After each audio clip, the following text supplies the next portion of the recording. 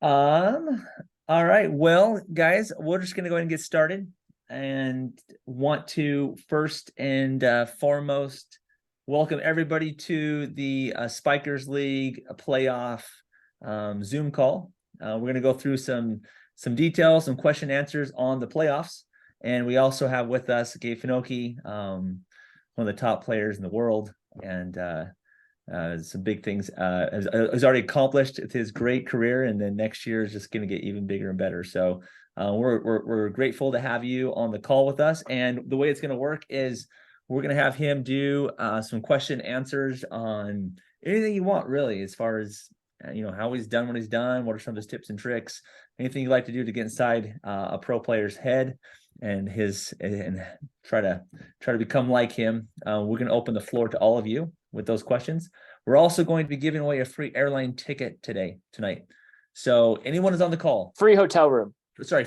Yeah, free hotel room. Free hotel room, but tickets to Vegas right now from most of the country are about the same price. So book your tickets. They're very, very, very inexpensive. We found some for $60 today. So pretty awesome. But anybody's on the call will be entered into that drawing. We have a night stay at the Hawthorne Suites, which is an 8-minute walk to the park. So if you guys are smart, I start texting all of your team on your squads or people you'd like to get on your squad and tell them to get on the call and get them out, get them on. We'll do the drawing at the conclusion of our 15-20 minute playoff question answer and a little information. And so by about 20 minutes after, the more people on the call, that's when we will start taking attendance. And at that point, you guys will be entered the drawing. So let's kick it off. I'm Alex Hart. I'm one of the founders of the ASL and super excited. This playoff has been a dream to plan, and you guys are in for one of the coolest experiences of your lives playing round net. Obsessed, been playing for 6-7 years, and I can't think of the coolest of a cooler place to be than in Vegas in February, playing this version of Spikeball with all my buddies, playing against people all over the country and North America. So that's me. Sweet. And I'm Caleb. I'm from Boise, Idaho, and yeah, excited. Don't have much else to add, but let's get started. Yeah. Okay, so program playoffs. Big thing. Obviously, we're giving away $22,000. There's been a lot of questions about how that's divvied up. So there's $10K for the Premier, $6K for the women's, and $6K for the Challenger.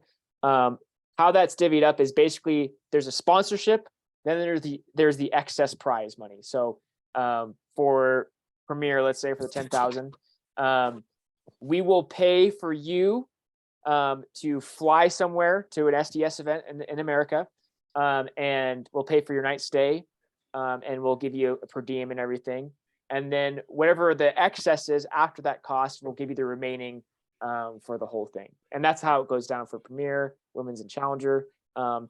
Obviously, for Premier, there'll be a little more excess, and then Challenger and Women's, there might be a little bit of excess, but a lot of it goes with the sponsorship. So awesome.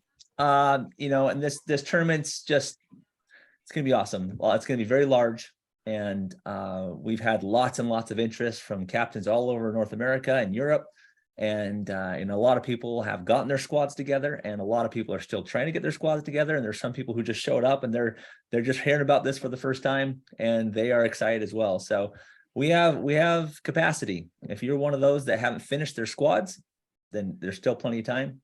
If you're one of the ones who hasn't even started, hearing about this for the first time, there's still plenty of time. And so we are excited to show and tell this cool event and grow round net and just kind of rejuvenate and give more energy back to this great sport that we love. And we're doing that through the playoffs and through this unique squad format. And I wish you guys knew how much fun you're about to have. It's gonna be really fun. all right, match format. So Alex is going to go over to Canva. And so first off, there's obviously 7 players on a squad. So it's not your typical college squads format. The whole point behind this is, one, to create team unity, 2 to create more even matchups throughout the games, and 3 to introduce strategy. So this is kind of like spikeball chess. Sometimes the smarter team can take a match against a stronger team. So how this works is there are 3 nets on the field, and you have your 7 players. You will rank your 7 players from 1 to 7. So Gabe's number 1 on his team. Connor Prelich is number 2 on his team. And I don't know who's number 3, but it goes all the way down to number 7. And the other team will do the same. At that point, one team will send out first. So let's say blue team sends out first. And they're going to put their 1 and their 4 together. Okay. And then they put their 5 and their 6 together. And then their, 2 and 7. That's fine. Perfect. Let's do our first 3 and 2. All right. 3 and 2. Boom. Perfect. So as you notice, there is a pair score, and the pair score is the number that the 2 rankings added up is. So 1 to 4, 5, and all the way down. What this does is now the other team, the black team, is going to match. They will see who's on the field, and they could mix and match their players as they please. They just have to stay within the pair score within a range of 3. So with a pair score of 5 that they set for a net 1, their pair score that they have to put on that net has to be either with a variance of 3. So it'd be either 8 or 2. And so they put their 3 and their 1, and that's 4, and that's totally fine. They're within the pair score. And then all the way down. So the pair score of 11, these guys are gonna put their 5 and 7 together. That's 12. It's totally fine. And then 2 and 4. And what this creates is just different matchups throughout the day. So this is one round. One round, you'll play one game to 15, cap at 15. There's going to be a ton of games, so it's going to be really quick. Each game 1 is a point for the other team. So let's say blue wins net 1 and net 2, and black wins net 3. That means the score right now is 2-1. And that's just the beginning. So now we're going into round 2. Now black will send out first, and blue will match. So black sets the pair scores. They have to mix and match their players, and then blue will do the same and then abide by what pair scores are set per net. There's 2 rules. One is players can't play back to back. So on black team, partnerships can't play back to back. Yeah, partnerships. So the 1 and the 3 couldn't play together. The 1 would have to play with the 5, 7, 2, 4, whatever. And then the other rule is the person you subbed out has to come in, and you have to sub someone else out. And someone can't sub out twice until everybody's subbed out once. Yeah. Yep.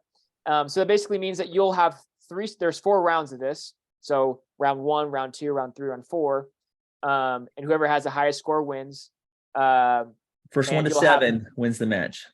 Yep. So you'll basically have 3 people who will play the whole time. These are basically your starters. And you'll have 4 people that will sub once. Anyway, it's super fun. It's super strategic. There's things you could do to take advantage of the system, and we hope that you guys figure that out and figure out what the best strategy is. And it's a team sport. You play with everyone on your team, just about. Well, we'll actually give you guys a couple strategies, because I think at this point in time, you guys have already formed squads. So what are some strategies? One of the strategies that you could implement, and it's one of our strategies, is we like to just put out the full ranking. Just 1, 2, 3, 4, 5, 6. When let's have our 7 be our sub, and just to throw it out there. And what that does is it really is interesting, because they have to now, they can't put their 6 and 7 against you. Your first 1 and 2, they can't do it. So now they have to put a more competitive match over here, and then they're all going to be competitive, of course. But now you can kind of see the strength of the squad, and that's not a bad way to start round 1 potentially. Not everyone does that, but it is a strategy. Another one is to anchor, where you might decide, hey, I'm going to put these 3 people on these nets. They'll never play together potentially. Whatever. You may need to go get a point. You may be going into round 4, and you need just you're 1 point away from winning. You just have to take 1 net, and so there's that strategy going into that one out there. So you'll see, and it's all also based off the makeup of your squad. What is the disparity? What's the gap between skill level 3 and 4, or 5 and 6, or 6 and 7? And that matters how you make everybody and pair everybody. So it's fun. Okay, let's take some questions on this. Who has? You can raise your hand with the button. If you go to reactions, you can hit that and raise your hand and then just put yourself on mute. Yeah, go ahead, ask questions. Now's the time to ask if you have any. Nice. You look wonderful. Doesn't he look wonderful, Marco? Jared's iPhone, do you want to go on mute? Does someone have a question? Can 1 and 2 play together? Yes, they can. They can play together. Yeah, they Okay. can. So that would create a pair score of 3. So the other team would have to basically the highest pair score they could match with is 6. So they could put their 4 and their 2 together against the 1 and 2. They're 1 and 5. They're 1 and 4. They're 1 and 3. But they can't put their 6 and 7, or they're 5 and 3, or they're 5 and 4, or they're 4 and 3. Gotcha. Yeah. Any other questions, or we're gonna move on? Okay, moving on. All right, cool. If you have questions, just text us.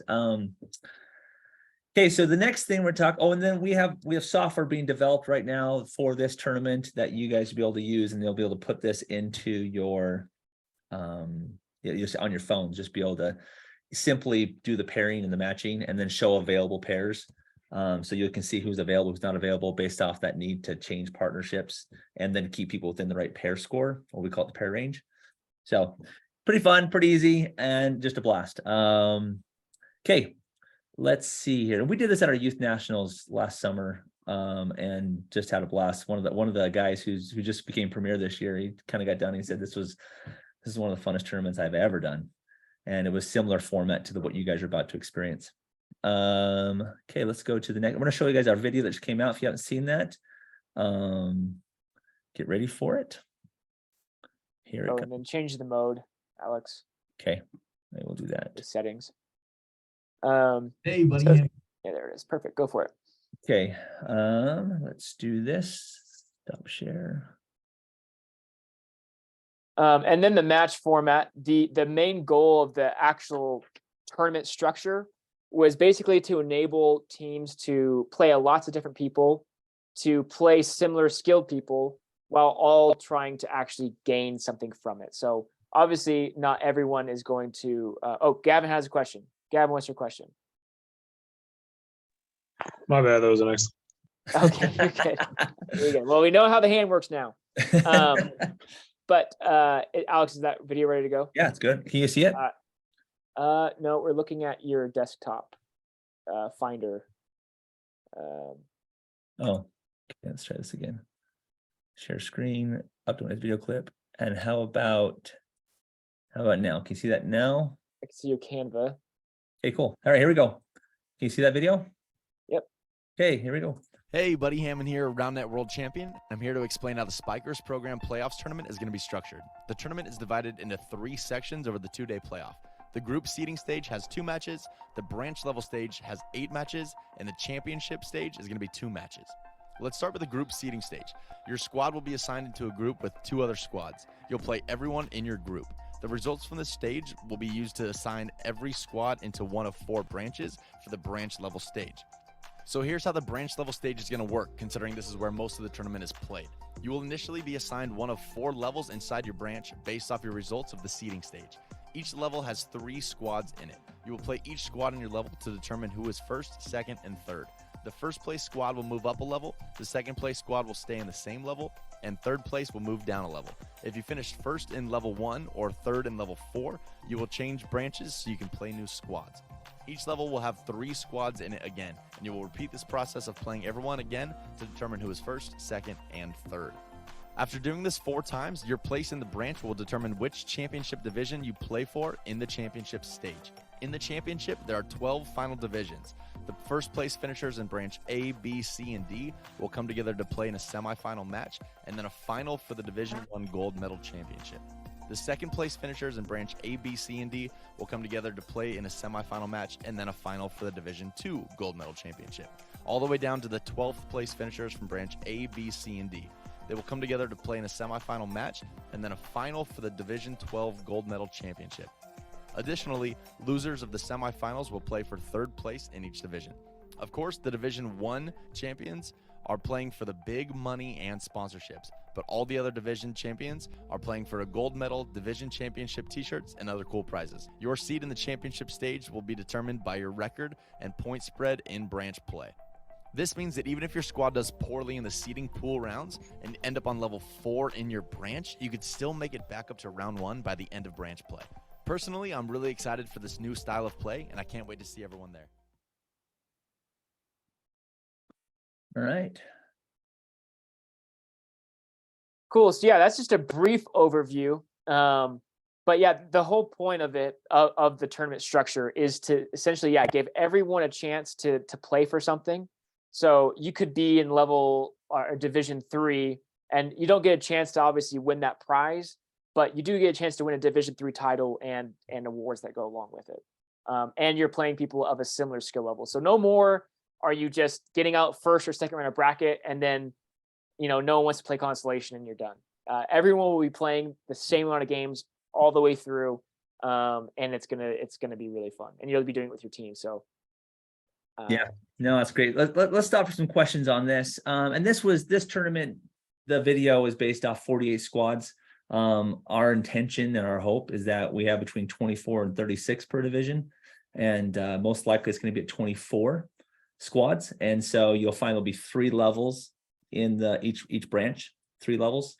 And so which is great. And that allow, so even if you get that level 3 after seeding, the seeding stage, you still have a chance to win. You can still, and like Caleb probably said, you know, it's fun because you can lose a match. So let's say you're in level play, you're in branch play, you're in the middle of branch play. Let's kind of bring my screen over here actually. Let's say you're in branch play. And okay, here we go. So we're in branch play between round 1 and 2. And so I'm going to play on the black team here. I'm going to be playing the red team first. And let's say that I win by 1 point.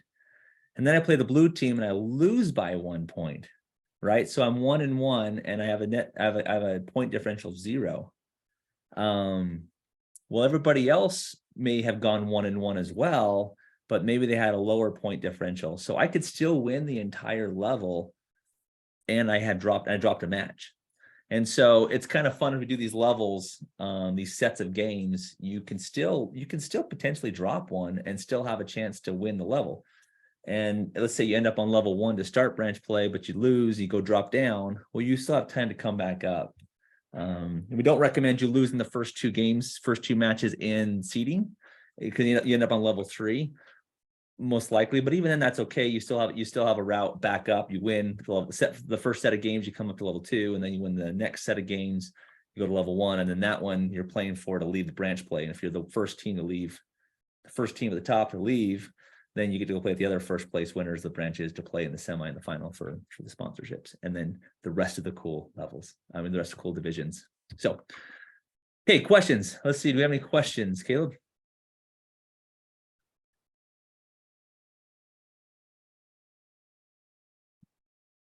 looks like we don't have any questions. Perfect. Okay, awesome. Okay, well, let's go to the next thing here. We're right here. Okay, schedule. Yeah, so check-in starts at 7. It'll be a long day, but it'll be a day full of round and break. So first check-in starts at 7 a.m. This is Friday morning. Tourney will start anywhere from 8 to 8:30, 8:45-ish, and end at 6, and then 8 to 4 on Saturday. Every 1 to 4 matches, you'll have an hour break. So you'll have probably 2 to 3 hour-long buys each day. So you'll have plenty of time and a match takes about anywhere from 30, 40 to almost an hour long. So anyway, you'll have plenty of time to rest and plenty of time to play. So that's why it's so long. You're not playing that whole time. So you'll have time to, and this is a great thing is, we think that as far as watching RoundNet, this is one of the most fun ways to do it, because every game means something, and you have lots of nets to choose from to actually view within a short distance. So you'll have lots of breaks to watch, the Premier, Challenger, or Women's play. And one of the things, go ahead. Sorry.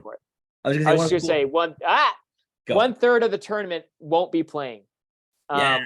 every single round. So you'll get a chance to watch the other 2/3 play, which is awesome. And or even to help us observe. So we're going to be sending out an application process here in the next couple weeks for all of you guys. If you want to volunteer to observe during your bye, we'll have a small little ASL certification for you. It'll be pretty fun and easy, open book.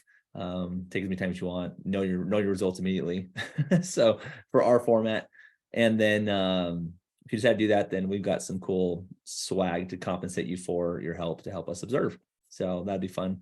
But I was going to say too, one of the cool things that we've invested in over the last couple of years is we have scoreboards. I don't know if you've been to one of our tournaments, but we have really nice looking scoreboards. This isn't not the scoreboard on it, but this is the scoreboard version. It's got numbers and what game you're on and what round you're on, and you can see them from about 60 yards away. So you'll be able to look at any match and kind of see who's winning or losing and kind of know what's going on. And it's fun for spectators. So if you're bringing families and spectators, they'll have a good time watching as well. They'll know what's happening. Okay. Okay. Why make the effort? We've talked a lot about this, and we'll just kind of move on past this one, but we've got, this isn't just about providing you guys a really cool opportunity to have a tournament in Vegas in the middle of February. It's also to grow the sport. Our efforts through the American Spikers League is to use the sport of round net and to help people make this their primary sport, give them a path, give them a way to build big, deep communities, and to just have a lot of fun. And it's also really good for this. The cool thing you'll find out at the tournament is this is fun for everybody. It's fun for the pro, it's fun for the beginner, and it's fun for everybody in between. This is a really fun way of playing, and everybody is highly engaged because of our pair scoring system and all that. It's highly, you could have a squad full of beginner to pro, and you'll still have a really, everyone's gonna have a really great time playing. And we just want to grow this sport. We want to grow round net in communities. We want to reward you. We want you to, when you hit Premier, to have motivation to keep going. We know only 16 people become pros every year on the pro division, but we want other Premier players to have things to aspire for, which is why next year in 2024, we're going to do the playoffs again in Vegas, and we're going to have a pot for, it'll be an all Premier division. And the school and the teams that come to this event will have a leg up and get more information about how that works. It's going to be a benefit you to come to this tournament for that, but it'll also benefit you to go after and get more Premier players in your communities, to dig deep, to grow, to recruit, to serve with, and to grind with, so that they get better, and that'll help grow your community. And so this tournament is designed to help you grow round net at home. So that's why you want to come to this tournament. They'll all come home and they'll all not want to stop playing spikeball. And so to hopefully we've communicated that, and we just can't tell you how much fun this is going to be. You have to come experience it. So whatever it takes, and we'll talk about some fundraising here, but whatever it takes, go find 7 people. They don't have to be all superstars. Don't get out of your mind like, we have to be competitive. You need to just come and experience this for yourself, because it's not going to happen again for another year. And so it's now or in a year. So come to this one. A lot of questions about fundraising, just a couple ideas. One is, it's kind of a cool thing to represent your community. So having been selected, obviously there's 7 people and you select yourselves, but you are selected to represent your region, your territory. This is a regional event. You're representing your state if you're woman, or you're representing your city, your hub, if you're doing it for guys. And just a simple creating a GoFundMe and letting your loved ones know I've been selected to do this. It's a great honor and privilege, and it's something as simple as $20 can help me get along the way. We did this for youth nationals. We found a lot of success with it. Obviously hosting fundraiser tournaments, California Round Net's doing that. Just there's a couple ideas you could do. Just be creative, and we've found that most people are willing to help send their loved ones to an awesome event where they're representing their territory. So yeah, no, that's great. It works. Just GoFundMe, man. It works so well. So someone asked, is there an online portal to find a team? So to answer that question, it's not really like someone created a team and they're looking for players. it's mostly players who are in, the city. Let's say I'm in Boise, the city of Boise. I know that there's people around me. I can only select people from within 100 miles of me, and I just gotta do outreach to my community and see who's interested. So all the teams that are on there are people who have they've registered. They have 6 or 7 players in mind that they're going to bring, and they're now encouraging them to sign up, and that's it. So there's not really a free agent unless there's a captain who's signed up in your area that you know of, that is looking to go. And that works. I got a phone call or text message from one of the players in our community just the other day. It's like, hey, now all those spots filled up on that playoff thing. There are people that want to go play. And if you already have an A squad, we challenge you to bring a B squad. There are people that I know it takes a little bit of effort, a little bit of organization, a little bit of fundraising, but just imagine you brought like 2 or 3 squads or one to this tournament, how much fun it's going to be when they come back. And but okay, there's still spots left. So we're gonna go to Gabe here in just a second. Kayla, I'm gonna give you a second to kind of get all those names in there. There's still spots. And so register on Fuengo, and then we'll get you the links to the league apps. And okay, Gavin, go for it, buddy. Yeah, so I'm newer to my area, kind of out in the middle of nowhere, and there's nobody around here that plays. Is there still a way that I would be able to compete if I don't have a Great squad in question. my area? Yeah, no, that's a great question. So one of the cool things, kind of answer it with just kind of a little backstory on this. The reason we did what we did, the 100-mile radius, we compete in our markets here in Idaho against each other. We have state tournaments, we do the squad tournaments, we compete with the youth, we compete with the adults, we just compete against each other. So there's like this community rivalry and this pride going. So we know that at the very beginning, it's like, dang, so we wanted to go 30 miles. So we went to 100 miles and we said, hey, hopefully you can go grab a couple communities and you guys can go bring some folks to this and get going. But this is the long run. We're building this tournament annually for years and years and years to come, so that this motivation to go build and recruit and grow. So if your city, your community does not have 7 people who can go, it's a motivation to come next time for sure. Now, are there a few exceptions? There are some exceptions that you can talk to us about. And that's one of them, where you live out in the country and the closest town is a little over 100 miles away. I think we have it written down. It's like another 125 within reason. And there's no other major hub happening, or maybe it's the group you do play with when you do go to tournaments. So there are a few exceptions on those. So if that exists, Gavin, then for sure, reach out to us tomorrow and we can look at that and see if there's a group that you can get to come with. Does that answer your question? Yeah, it does. Appreciate it. Cool. Yeah, no, we'd love to have you. So give us a call. Let's see what we can do for you. Does anybody else have any questions on anything about the Spikeball before we get to Gabe, which we're super excited about, and before we give away the free hotel night stay? We would love to answer any more questions anybody has about the tournament, the squad format, anything else we've got going on. Hopefully we didn't announce it, our bad. So the big announcement that just happened was you can now get Premier at this tournament. So the winning of in addition to the money and the sponsorships and all the good stuff, you could now get Premier as a full squad. And so for you Premier guys out there, this is super motivating, because now you can get 4 of your highest quality or up and comings to say, come play on our team, because we can win and we can go get Premier. And then of course the all challenger squad gets Premier as well.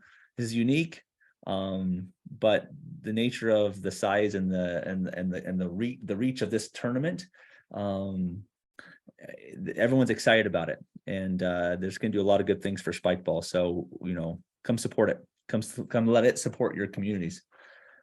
But yeah, get Premier. I mean, I can't imagine taking 6 guys I've been grinding with and playing with and going to a tournament, and then while walking home, I'll have Premier. I mean, how cool would that be? I mean, it sounds awesome. So one lucky community from a challenger, or well-deserved, not lucky, but well-deserved team is going to win that. And then the other 4 to 6 players in the Premier will also get that. Okay, any other questions before we move to Gabe? Someone says, do I have to play with people from Germany. This could be difficult to persuade 6-year-old to book a flight. Yeah, it is difficult. It's hard. Trust us. We know. And the answer to that is yes. This is and we realize by doing that obviously some people aren't able to go, but hopefully it pushes you to, if not come this year, to come next year and to build up for that. So this is a regional event where you and your homies are coming to compete. If you can do it, great. If not, prep for next year and we'll be doing the same thing. Yeah. Is it only the winning team that gets Premier? Yes. So Division 1 and Premier, everyone who's not Premier, in the Premier division, everyone who's not Premier that wins Division 1 will also, those 4 or 5 players will get Premier. And then those 7 players who win Challenger will get Premier. So only the winners get it. It was not easy to get this for this event, as it being a new and different and interesting thing, but me and Alex were hopefully persuasive enough, and maybe we can extend it next year. And one thing I'll say too, is don't look at your community and your program and say, well, this is where we're at. We're not that competitive. We couldn't knock off some of these. We're telling you that these playoffs are designed for 2 things. It's to bring money into the sport and to keep bringing people in and just putting it out there and making these big prize pools. This is just the beginning, by the way, of the amount of money that the ASL is going to put back into the sport. This is just the beginning. But the second thing is it's fun.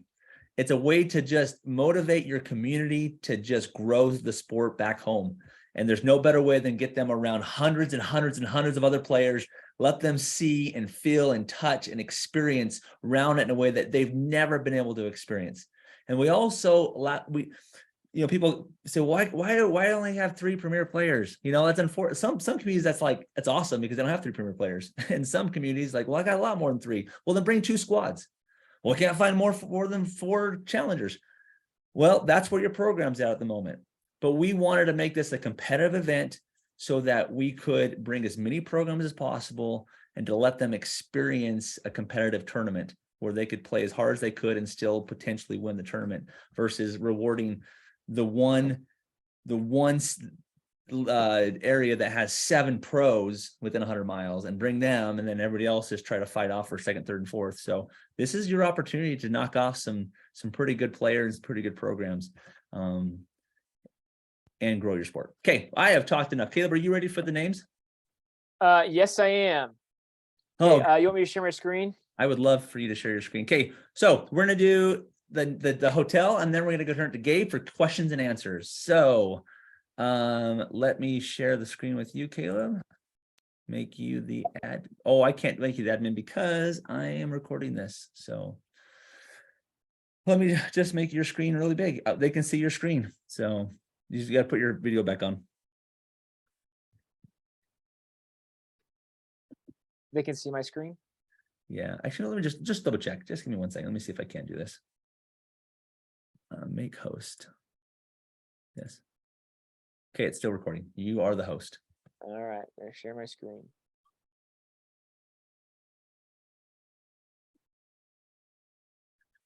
Okay, can you guys see the spinning wheel? Yes, we can see the spinning wheel. All right, here we go. Gonna spin it.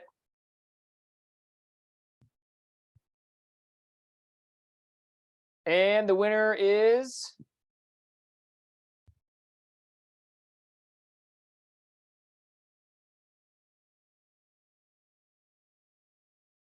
oh man. Who is it? Alexander's iPhone. Yeah, I think that's me. Sweet. Where are you from, Alex? Who are you and where are you from? Sorry, I'm actually out right now, but I'm from Mississauga. No, dude, that can't be possible. No way. That's uncanny, is what that is. Well, good job. Oh, that's crazy. Good job. Well, that's congratulations. That is. What's your last name, Alex? Alex him. My last name is Kim. And Kim, tell us how excited you are about these playoffs, man. I'm super excited. I'm excited to go out in February. The off-season spike for us because it's actually like snowing in Canada right now. So excited. Cool. That's awesome. Well, congratulations. I think you guys have like a full package now, so that's great. That's fun. Okay. Okay, well, let's turn the time over to Gabe. So Gabe, we're gonna just stop sharing our screens. Caleb, we can turn that off. And we're gonna let Gabe first introduce. Gabe, before you would do questions and answers, we would love to hear, I would love to hear a quick history on your entry into this sport. And I'm sure we'll get some more questions, but tell us how this got started and why you're involved. First off, I'm Gabe. Nice to meet everybody here. I started playing in real late 2019, like right around when regionals were still around. That was one of my first tournaments. I was playing intermediate division. And then 20, I started playing with Hilltop Spikes, Max and Cole Modell. And that's when I really started to improve. And then 2021, I got Premier and also got Elite for the first time too. That's awesome. That's awesome. All right. Well, let's see if anybody has a question out of the gate for Gabe. And while we get questions coming in, I would love to ask you, Gabe. I'm just gonna a little context here. So we've been learning lately from other people that have come into and as we have other people come into these rooms and talk to them about other pro players, how does one get better at round net? What is I mean, we go play pickup a lot, but how did you take your level from here to Elite and on the pro division consistently? What was you did personally in what's your regimen outside of pickup? Well, COVID helped a lot because I learned to serve really well right away. But that's kind of like just like a bonus. So when I really got good is when I started when you're becoming really hard to break. So once you receive and the setting is really good, because you can practice hitting and serving and get that good by yourself. But pickup is where you really practice your receiving setting. So once you get that down, it's kind of like serving just like a break for you. Because the worst people to play are the people who just will receive you every single time and just always giving good recovery sets. Those are the hardest people to play and most annoying people to play against. And I was also lucky to play with. I mean, I had there was like Ravi was around, Dan Abrams was around, Hilltop was around. So I was always playing against really, really high level players. Yeah, that's definitely a bonus. And they let you in. They let me in. Yeah, it was hard. It took me a while to get in. Yeah, cool. Well, let's start, asking questions. Anyone have questions for Gabe, the legend? I saw somebody said that. I said, Gabe, what's your chest rating? I'm like around a 560. So That's not very good, is it? No. I just started playing though. I'm really new. James Lampkin, I know you have a question for Gabe. Dude, James. Sure, I'll hop in. Hi, Caleb.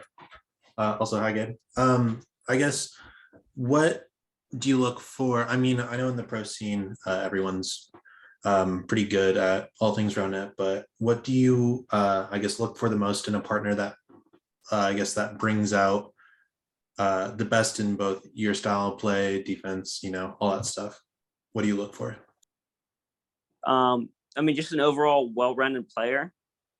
And I like somebody who has a really high serve percentage and is pretty known for doing like pretty simple hits, but always hitting the ball pretty pure. Like they don't lip up many hits. They make pretty smart choices, and they're always putting on like not crazy serves, but like really high percentage serves that are pretty good. So you're saying, Gabe, that you're not a fan of the double fault? No, not at all. 3 points. And just that's what we call it. 3 points, man.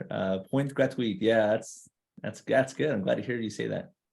While someone else jumps in for the question, one question that I love to ask the pros is, it's a tough game. You're down 4 points. your partner just hitting to the rim? What are you doing? As Gabe Finnochi, what are you doing to make sure that you don't throw this game away? Well, first off, getting mad at your partner and yelling at them is going to only make things worse. So, I mean, I've made mistakes doing that to partners before. I would say probably calling a timeout there and just regrouping and going back and just trying to chip away, get back one at a time, and just staying in and just realize that you're not going to win it. You're not going to get the lead back with one serve, but that's pretty much it. Sweet. So someone asked, what is your favorite defensive set / rotation, and explain why? So what's your defensive strategy? So it would be when either me or Max was serving to a righty primary hitter, and Max was to the left of me. It would be I would hit specifically a righty cut serve, and then I would run around to the righty pool, go real deep, and Max would stay decently close and run in for that pool or run for the push shot. And it seemed like almost like 7 out of 10 times that person would hit a push shot. And that was probably our favorite spots to be in. Interesting. That's cool. Thanks for sharing that. Another question is, does your serve receive stance change depending on the server you are facing, fast versus wide servers, etc.?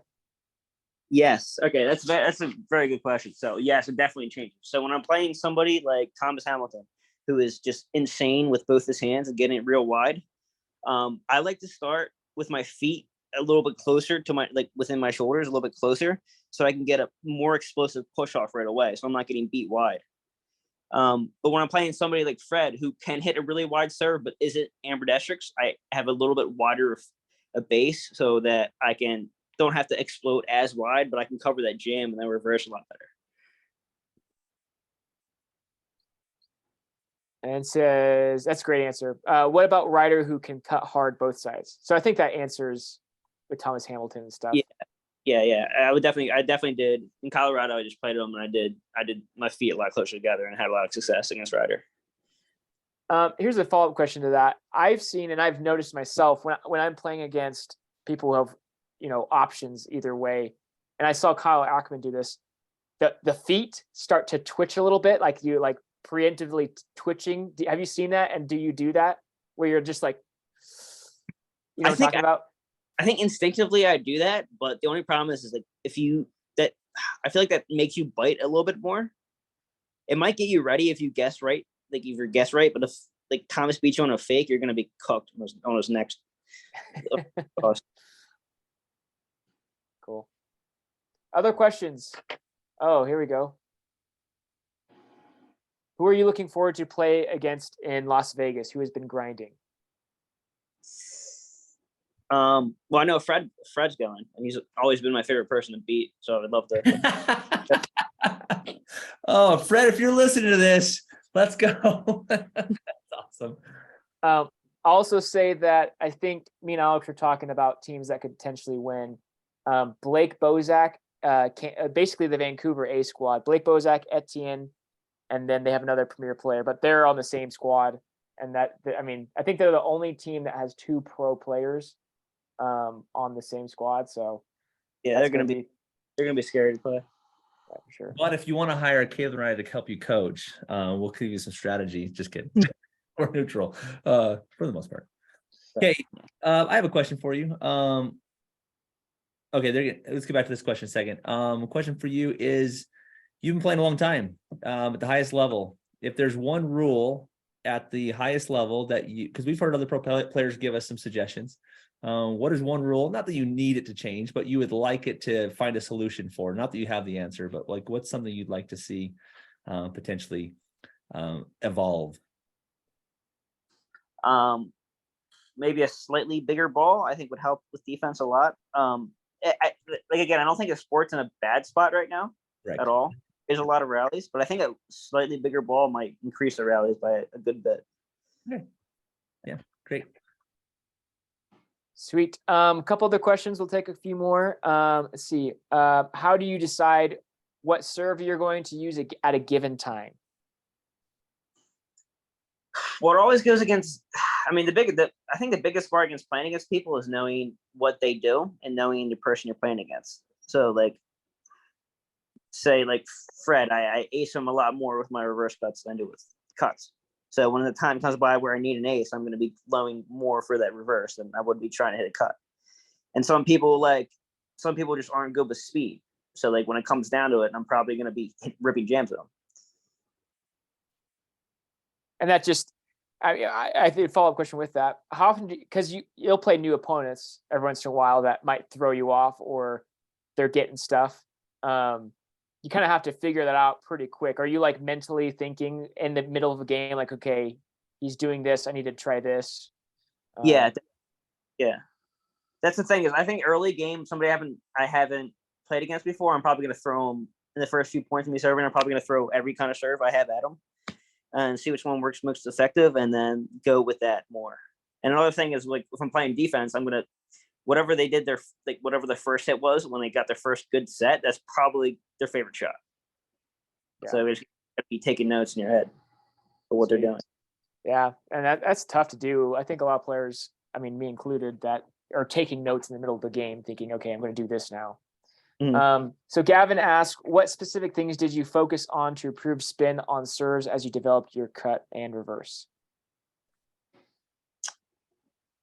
So the cut and reverse, the more I really focused about grabbing the ball both ways, really generating the spin.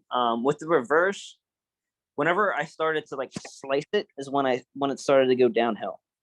So I wanted to make sure I was always getting a good carry on every attempt first before I start increasing the speed.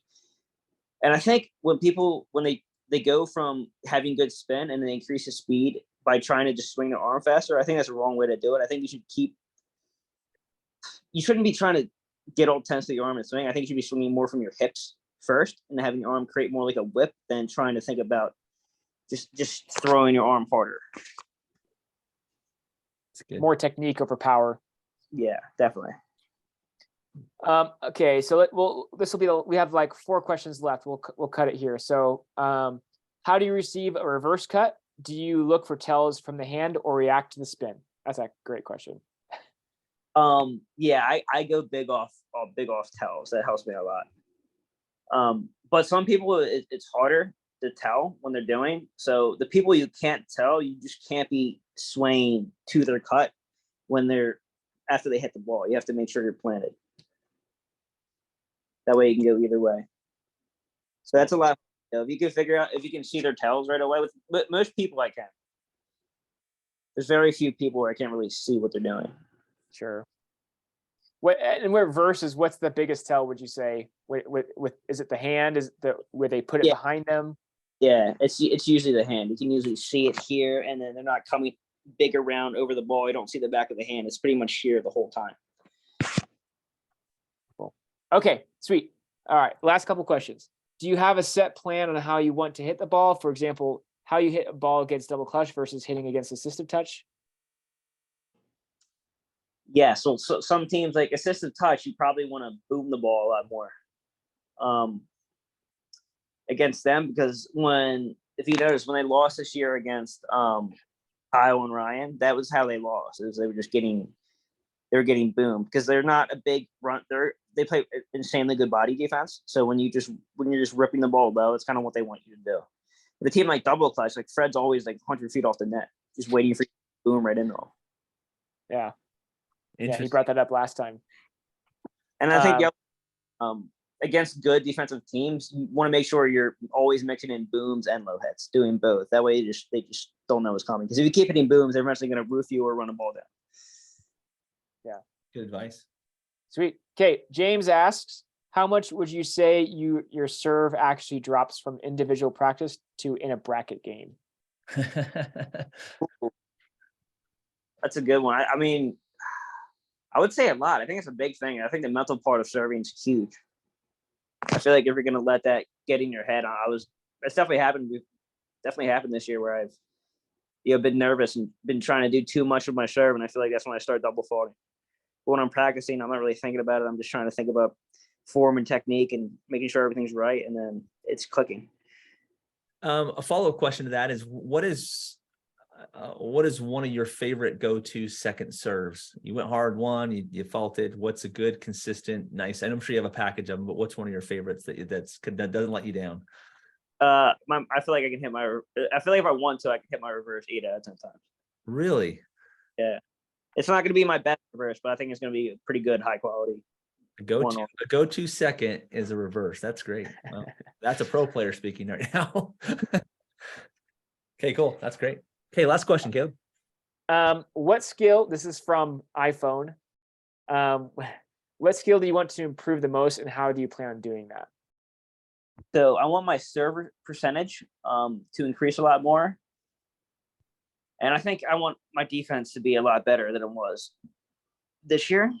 This year was my best defensive year by far, but I think it can improve a lot more. And I think I think I get caught up late in tournaments of a little bit of laziness and not adjusting to what people are doing and not working with my partner. And I want that to change this year. Smart. Man, great advice, Gabe. That was, for those of you that stayed on this call, you just got a treat. Thank you, Gabe, for willingly coming on and sharing some of those things with us. That's good stuff. And also thank you, everyone that came on. And we're going to record this call. And it's recorded. We're going to publish it on YouTube. It'll be available tomorrow, so you can share it with your squads or people you want to convince to come to the tournament. Send them the link. With that, I just want to say thank you, everybody. We're looking forward to seeing you guys in February. There's a lot of stuff happening for it. It's going to be a party. Caleb, anything from you? No, I would just say, yeah, get your squad. Oh, that one thing we forgot to mention is prices are going to increase by $5. It's not a ton, but hopefully that's enough tomorrow, as in get your whole squad signed up tomorrow so that you guys don't end up paying a little extra. Yeah, get those squads finalized. Okay. All right, everybody. Thank you. And thank you, Gabe. We'll see you guys in Vegas.